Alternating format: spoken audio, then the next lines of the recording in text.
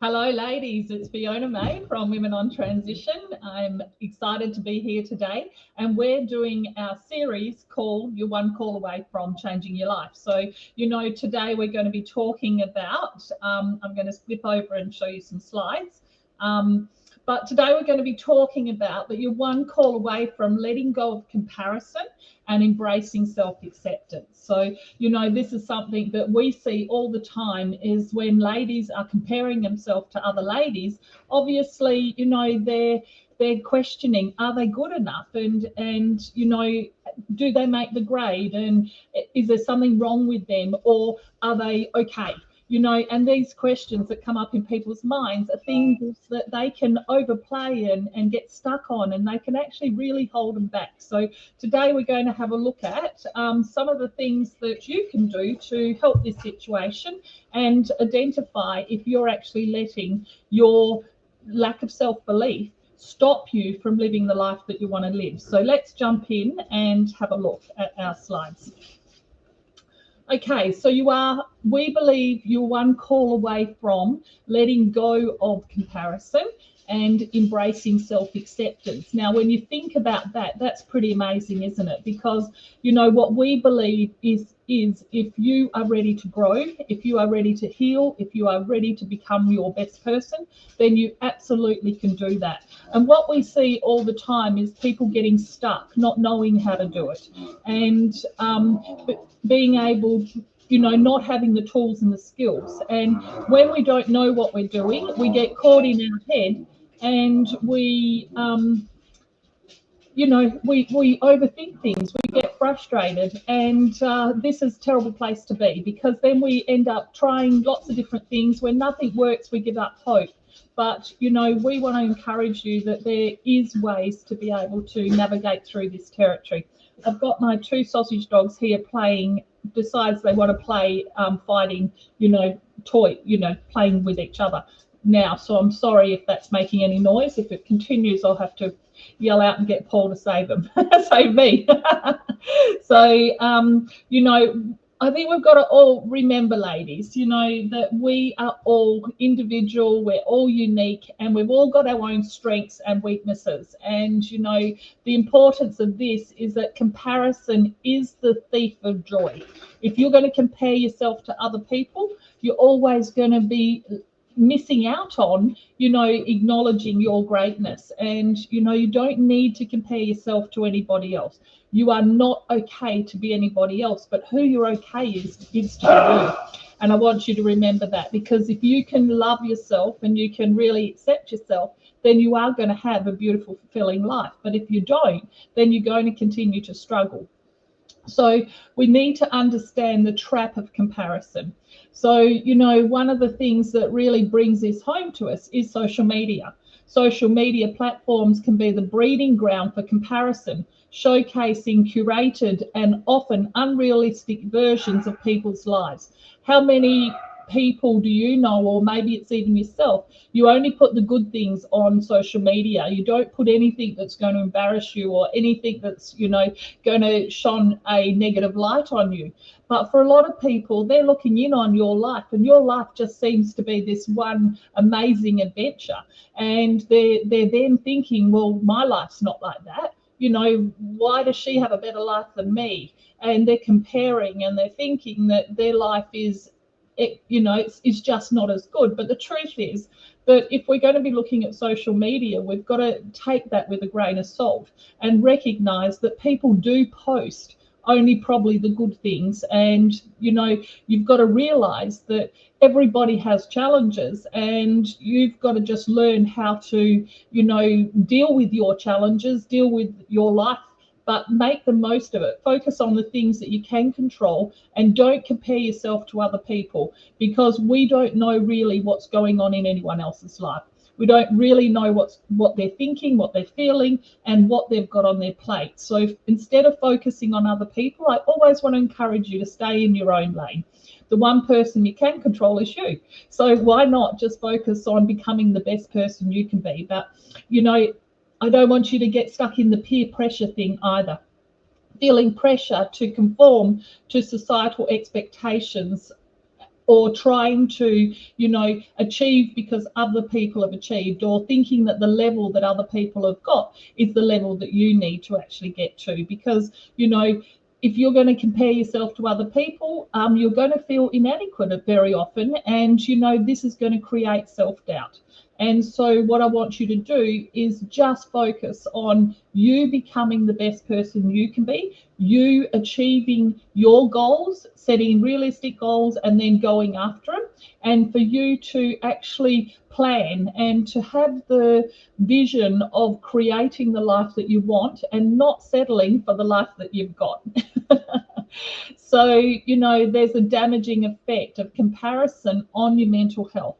You know, what I've been learning just recently is I've really thrown myself into AI, and I'm learning how AI is going to change our world, how it's going to change people's employment, how it's going to change the jobs that are available. And what I'm recognizing is we're going to go through, I think we're at the beginning of the exponential curve, but I think over the next probably 3 to 5 years, we're going to have so many more people suffering with mental health issues than what we've got now. And I think we're at an all-time high as far as, you know, everyone being affected by mental health issues, from young children right through to, you know, teenagers, early marrieds, you know, adolescents, married people, and then we're getting a real epidemic at the other end of where a lot of marriages are breaking down, or empty nest syndrome's happening, and then couples are looking at each other and thinking, you know, where do we go from here? And so there's a lot of stress through lots of areas of people's lives, and we're seeing a lot of people in their 50s and 60s questioning, is this all life's about for them? Is this all it's going to be? And a lot of people then are thinking that, you know, do I want to continue to live this life? Some people are doing something about it. Some people aren't doing anything about it. Some people are looking for ways that they can escape their reality, and some people are actually leaving their reality. So, you know, all of these things are affecting the mental health of, you know, not only the people going through these crises and changes in our life, but it's also affecting the family of, you know, this has a ripple effect that goes out into you know, into our families, into society. So, you know, we want to have a look at how our self-esteem is affected by comparing ourselves to other people. You constantly comparing yourself affects your self-worth, and it erodes your self-confidence, and this leads to feeling of inadequacy. It's bringing on a lot of anxiety and depression. So, you know, when I'm coaching my students, I often talk about, instead of saying anxiety and depression, I often encourage them to name it. You know, name the feeling that you're feeling. And, you know, often that feeling comes down to a fear of some type. So I say, you know, instead of softening things and saying, you know, I'm stressed, or I'm, you know, I've got anxiety, or, you know, I say to them to say, I am feeling fear, and then to actually feel where they're feeling the fear in their body and locate it. You know, often people have like chest pains, or they have, you know, their stomach upset, or they have a burning in their shoulder blades. And often people don't know what this is, but, you know, what we've known and what we've realized is the body keeps a score. And there's a good book that, if you like reading, is The Body Keeps a Score. And to find out how our body can trap emotion within our body. And if we don't deal with those emotions, they can very easily become disease. And so, you know, it's really important that we consciously understand that, you know, when we are comparing ourselves to other people, when we're not accepting ourselves, when we're not seeing how amazing we are, that it can actually manifest into symptoms in our body, and then those symptoms, if they're not dealt with, can turn into disease. So this is a bigger problem than what most people actually believe that it is. The third thing that we need to be aware of is stress and burnout.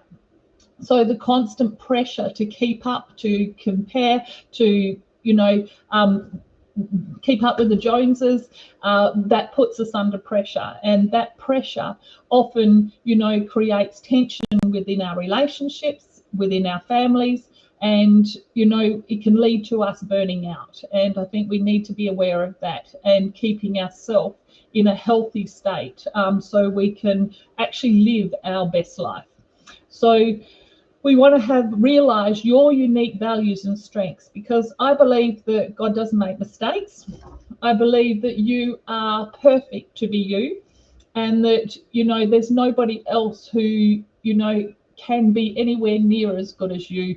And that if you just focus on yourself and stay in your own lane and not compare yourself to other people, then you can really just start to appreciate how good you are at many things and start acknowledging those things. One of the first things I always do when I'm working with ladies is I want them to start recognizing how great they actually are. I want them to recognize their skills and their the things that they can do and the things that they've done in the past and things that they can actually be proud of. And I get them to always write a brag book. And it's amazing how many women start writing and then they just get these blocks, and the little voice in their head starts, you know, talking to them and negatively impacting them, not allowing them to actually see and write down things that they've done in the past that they're actually proud of. So very often they get, you know, 6, 8, 10 down, and that's it. They get a mental block. So, you know, if we're consciously aware of these blocks, then we can absolutely work through them, because how we do little things is how we do big things. So if these blocks are holding you back in this part of your life, then I can promise you they're holding you back in other parts of your life. And it's important for us to actually do our inner healing work, because that opens ourselves up to new opportunities and possibilities. So one of the things we can do is some self-reflection. You take the time to reflect on your achievements, your skills, your talents, and your values. You know, identify what makes you unique and appreciate your strengths, because everybody's got greatness within them. And I believe that everybody, you know, has the right to live a beautiful life. And sometimes when we're feeling under pressure, or we've lost our self-confidence, or we've been through some big challenges and we've forgotten who we are, sometimes we just need that reset to be able to recognize, you know, ourselves again and to rediscover who we are. And I always say to my clients, you know, I want you to be that joyful, happy, confident, fun little girl who plays in puddles, you know, who doesn't care what other people say, who dances and doesn't care who's watching. I want you to be that girl, you know, because that girl, she loves herself. She believes in herself. And when you believe in yourself, other people will believe in you too. Positive affirmations are really helpful. You know, for you, what we focus on is what we see more of. So positive affirmations focus on your strengths and your positive qualities, and they remind yourself of your worth and your uniqueness. So find some positive manifestations or some affirmations that you can read out to yourself every day. I get my girls to do a brag book, and then I get them to do what we call mirror work, and they affirm the affirmations in front of the mirror, and they start rewiring their brain, so it doesn't listen to what it has, you know, the negative beliefs. We actually start really grounding confident, solid, new, positive beliefs. And these are neural pathways, and it's like a highway. You know, you're just used to doing things, seeing things, behaving in a certain way. And for us to change that, we've got to do repetition. We've got to be consistent. So we want to cultivate gratitude and appreciation. One of the biggest things that I, you know, really believe in is trading our expectations for appreciation, because when we have expectations of people, we set ourselves up to be disappointed. If we expect people to behave in a certain way, you know, then we get disappointed if they don't. But the truth is, we can't control other people. You know, we can't make other people do things that we want to do. And it's very easy to get disappointed when things don't go our way. And when we get disappointed, we put our walls up, we protect ourselves, and we start to pull back. And then we start to think, well, you know, that person let me down, that person did this, that person did that. And, you know, we start to make ourselves right and we make the other person wrong. And when we, you know, have these expectations and we're coming from a place of the other person's wrong for not doing what we wanted to do, we really fracture relationships. And so what I always want you to do is to come from appreciation, not expectation. Appreciate everything that people do for you. Appreciate the fact of everything that you've got. Appreciate the beautiful life that you have. Appreciate yourself and appreciate, you know, what you can give out into the world. And so when you focus on the present, be mindful of the good things in your life and appreciate the present moment. Practice gratitude on what you have rather than dwelling on what you lack. So that's a good, it's a good place to be, you know, being grateful for what you've got, not always wanting what you haven't got. Celebrate your success. So this is something that not many people are really great at, because especially in Australian culture, we've got the tall poppy syndrome, and a lot of people can't say anything nice about themselves. And the truth is, when we're not good at paying ourselves compliments, we're not good at paying other people compliments. So what you will find is, as you become more loving and kind to yourself, you will naturally become more loving and kind to other people. So we want to be able to heal ourselves so we're not hurting, but we're not carrying the pain that we might have been carrying from past trauma or past experiences. We want to heal that pain at a core level, and then we want to learn to love ourselves again, and we want to learn to recognize all the great things about us and what we're amazing at, and we want to then go to gratitude. So, you know, I always encourage people to come from love and compassion. Be loving, be kind, be thoughtful, but you also need to have healthy boundaries as well, so you're not taken advantage of. So there's lots of little pieces in the puzzle that you need to learn to be able to show up as your best self and to be able to put all these, you know, principles into practice. It's not just one thing you need to do, but if you want to change your life and you want to be happy and feeling inspired and fulfilled every day, there's some things that you can do to make that happen. Celebrating your success is acknowledging and celebrating your accomplishments, no matter how small, and recognize the progress that you're making because you're putting in some work. So first part of change is becoming consciously aware, being self-aware of who you are, how you're showing up, how your actions are affecting your results, and how they're affecting the people around us. So, you know, it does take a bit of being brave to look at ourselves, and instead of making everybody else the problem, we can start to say, well, how am I contributing to my life? How am I bringing on the results that I'm getting? And if I am not loving my life, and if things aren't the way that I want, guess what? You're the one who can change it. You know, you're the one who has the pen in your hand, and you can write your story, your future story, the way you want it to be. But to do that, you need to consciously be aware of where you've come from, what's created you, how you became the person that you are, how what you know has shaped you, and then you need to be able to be prepared to do some personal healing work. And then where we need to take you is grow your mind, because you can't change who you are and what you've done and what you've experienced up to this stage. There's some things, you know, your past you can't change, but for you to create a new future, we've actually got to up level.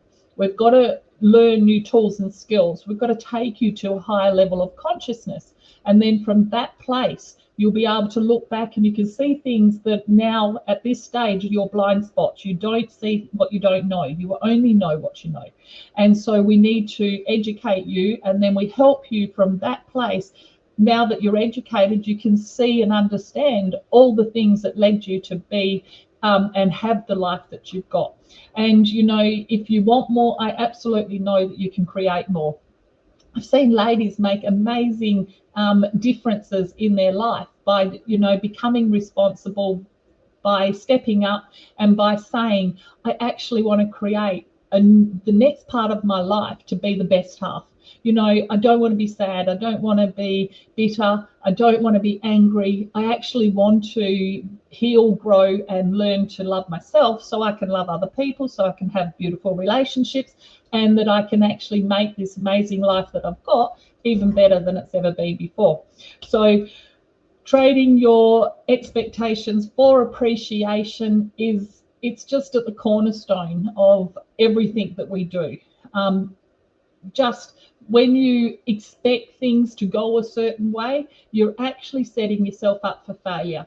When you just learn to live in the present moment, when you can just accept whatever happened, and you don't get stuck on it, you don't try and change it, you don't allow it to define who you are, then you become powerful. And from that place, there's no suffering.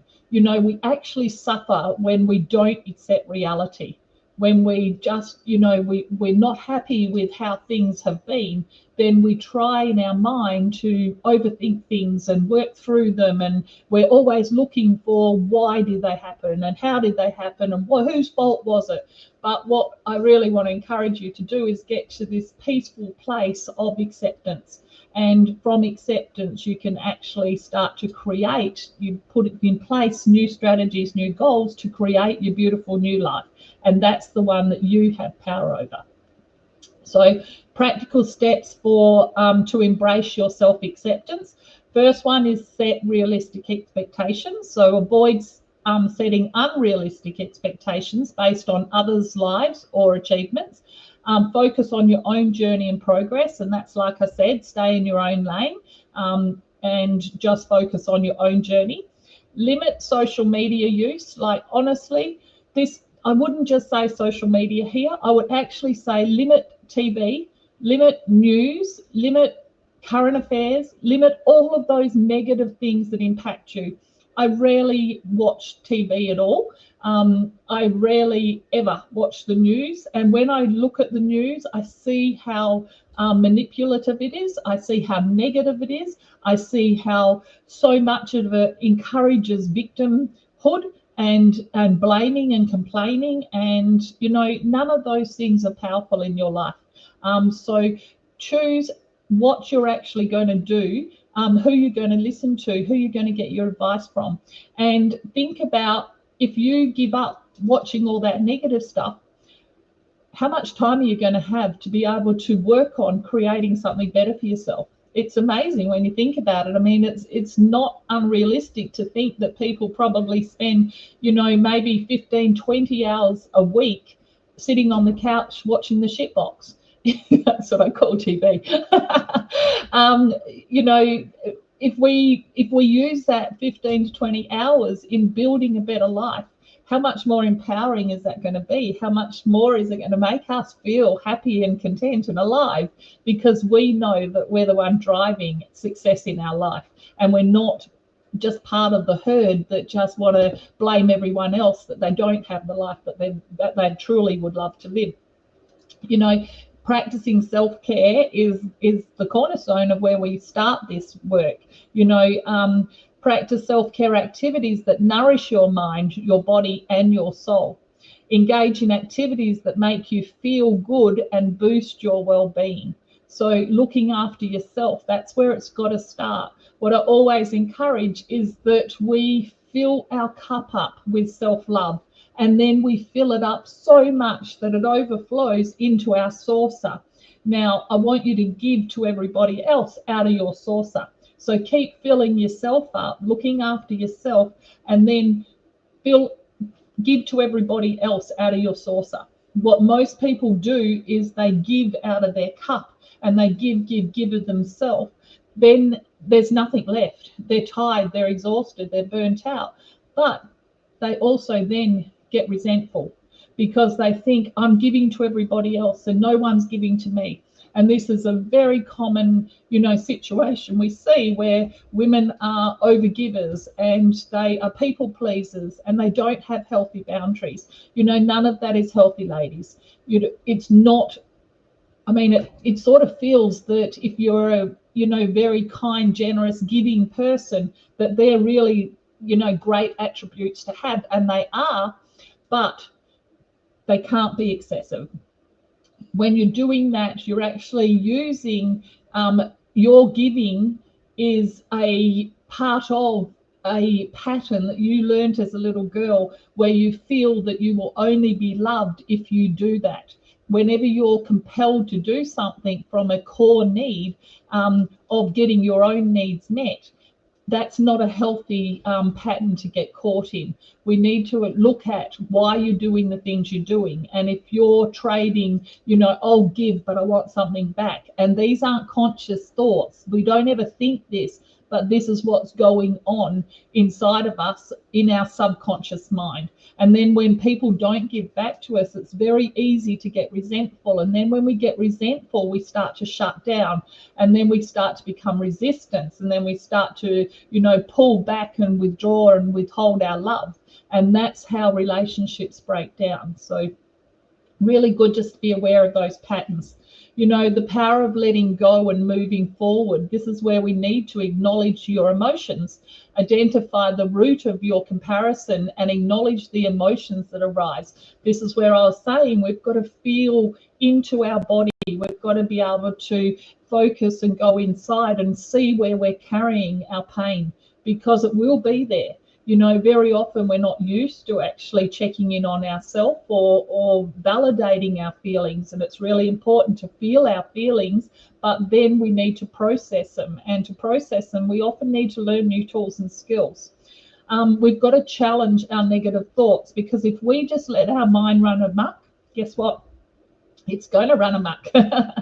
And our, excuse me, hang on a tick.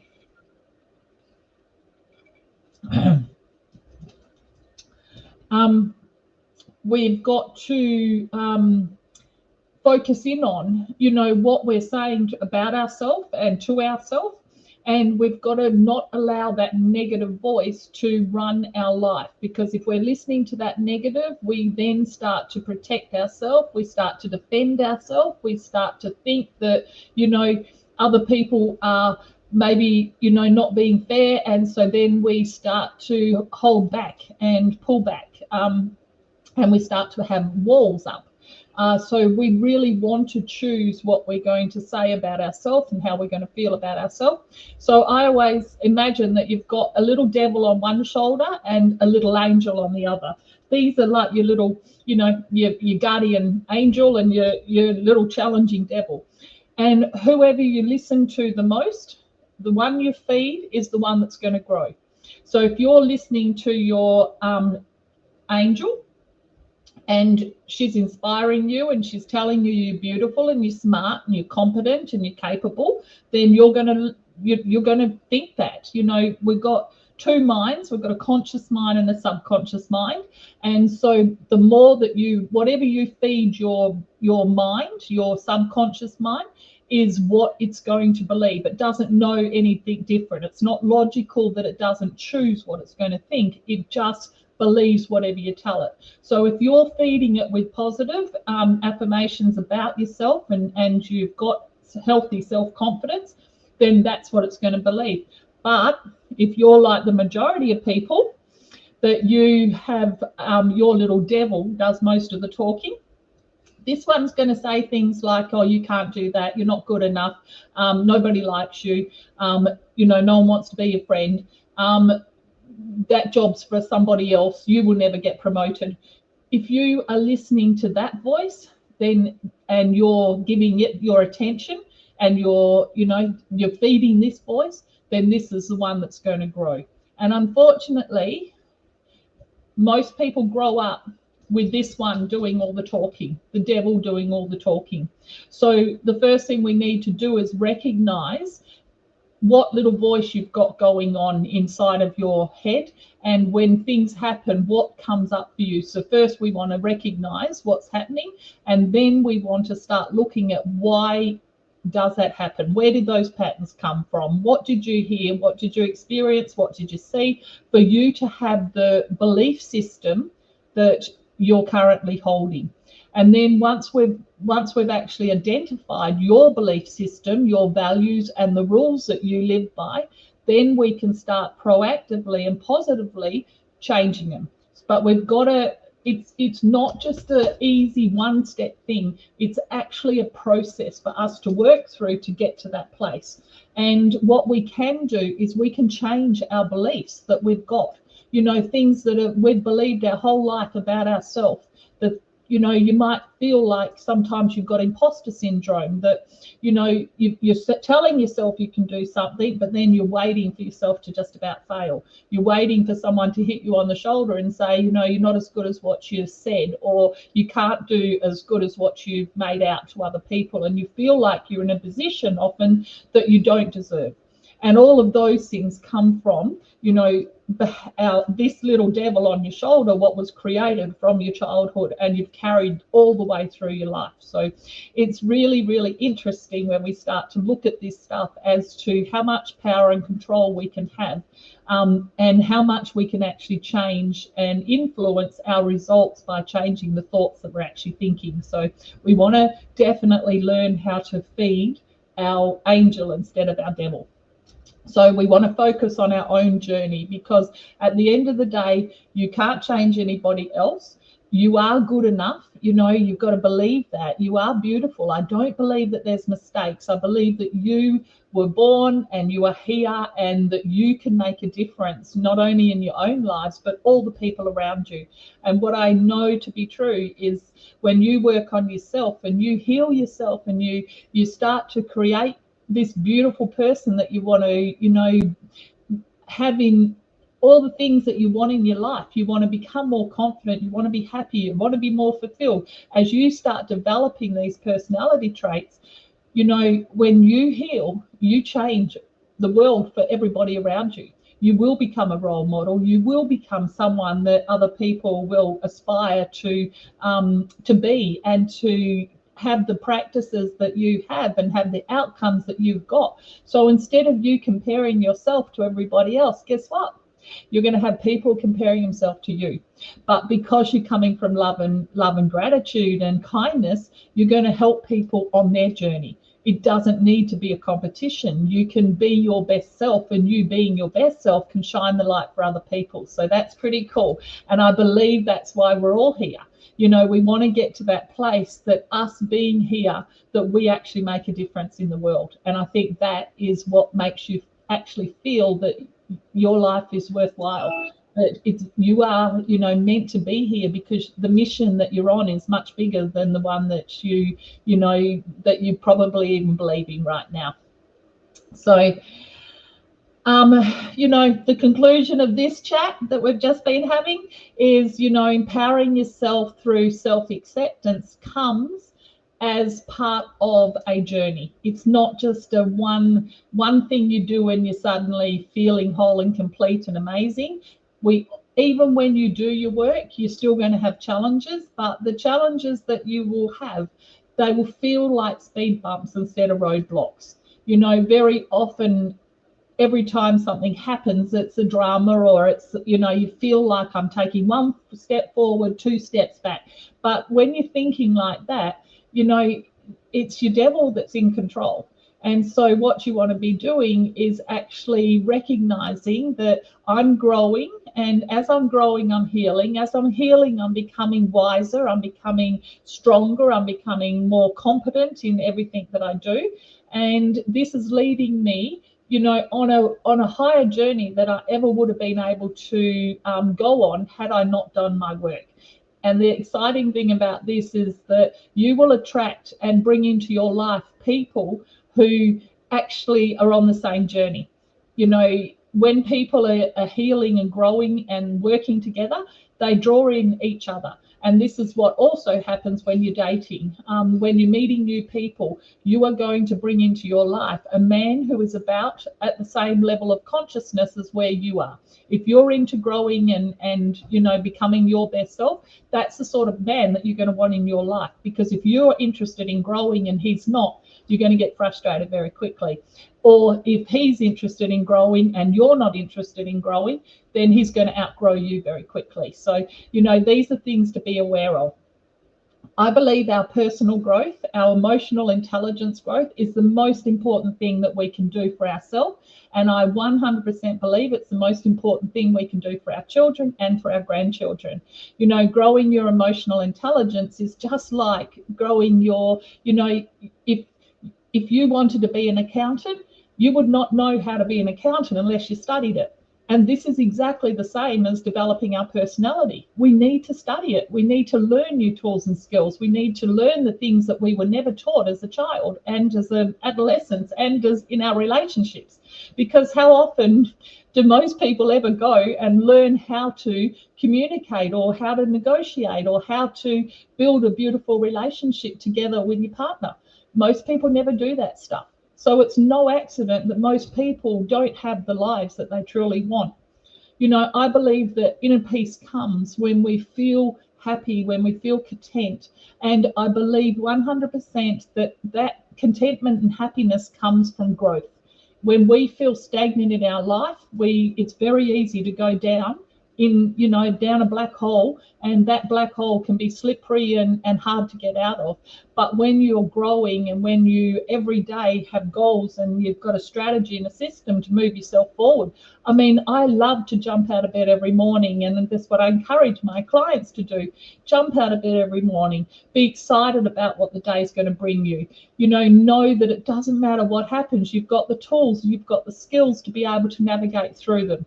I believe that we have so much more capability inside of us than what we give ourselves credit for. And I think part of our journey on earth and in this lifetime is for us to be able to, open up some of those layers. Just pretend you're like an onion, and we're going to peel some of those layers and we're going to have a look inside and see who you really are, because most people have forgotten who they really are. They've forgotten, the beautiful woman that they were, their greatness. They've forgotten, how to have fun, how to laugh, how to be joyful. And very often what they just focus on all the negative things happening instead of the positive. But, I believe that it's absolutely possible for all of us to be able to, go inside, rediscover ourselves, and then we start to rebuild.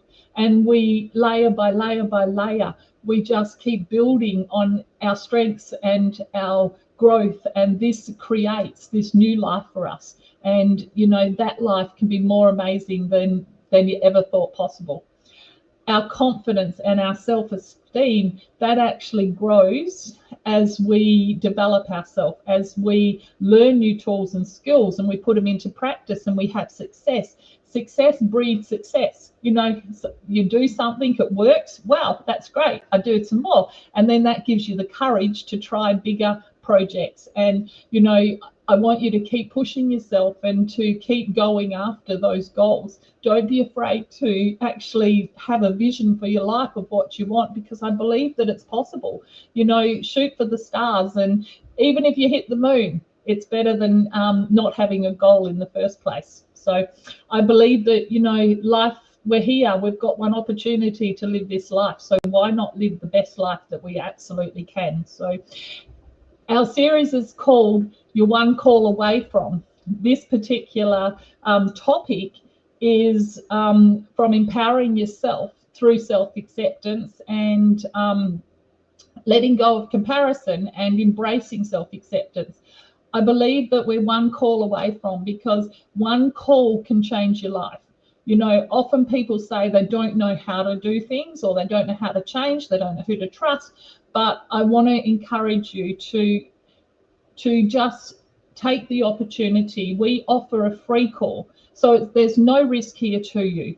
You can get on a call with one of our coaches and you can talk to us about your situation, what your blocks are, what your challenges are, and we make that really easy for you, because our coaches are very highly skilled and they can draw out of you, those things that have been holding you back. And then we can show you what you can do in your situation. Everybody's different. We don't compare. We love and acknowledge everyone is at a different place in their life. Some people can do a lot, some people can only do a little bit. Some people have got limitations that they need to deal with first before they can go on and create their life.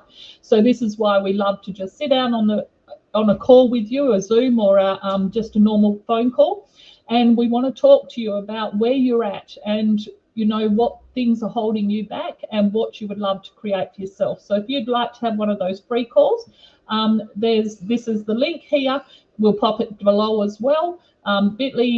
bit.ly/free LT call, and that is with our team from Women on Transition. And like I said, it's a free call, and our aim is to inspire and show you that it's absolutely possible for you to have a better life than what you're currently having. So I hope you have enjoyed today's talk. And I'm Fiona May. I'm one of the founders of Women on Transition. I work with Sandra Lee. We have a fabulous website called womenontransition.com.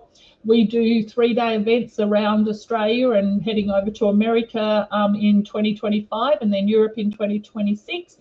So we are expanding more worldwide, but we are Australia's #1 divorce recovery coaches and life transition. So if any of that's of interest to you, just reach out. We're more than happy to have a chat to you. Okay, bye for now. Have an awesome week. See ya.